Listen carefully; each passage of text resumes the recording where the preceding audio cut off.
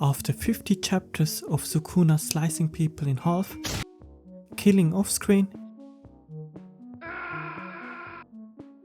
and deleting side characters, Yuji finally steals back his plot armor from Sukuna and ends the never-ending Sukuna cycle.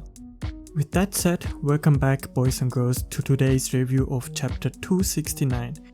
And oh boy, not everyone was thrilled with this chapter.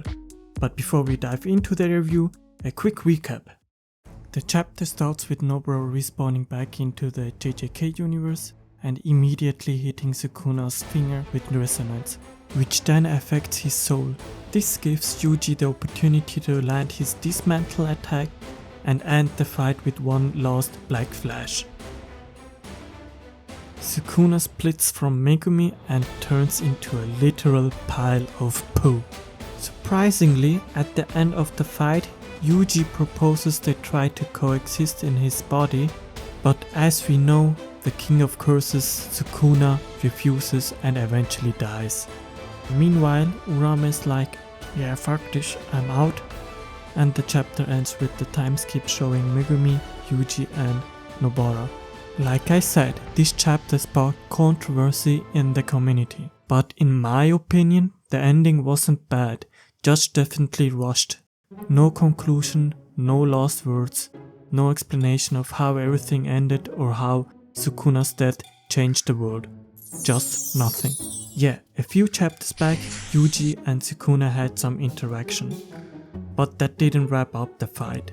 We never learned about Sukuna's past, or got to see more of his Heian area self. His death felt kind of underwhelming. It all seems rushed, mostly because of how things played out. Out of nowhere, Megumi decides to fight from the inside, and Nobara just conveniently wakes up. But my biggest issue with Gege is planting all these plot points only to drop them at the last minute. For example, the 5 Void Generals were mentioned, but who the heck are they? It was never elaborated on. Another issue is Kenjaku. What was his point?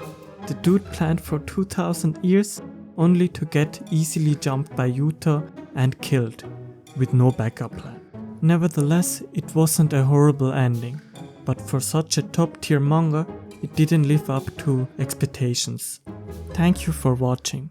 Subscribe and like if you enjoyed my content, and see you next time.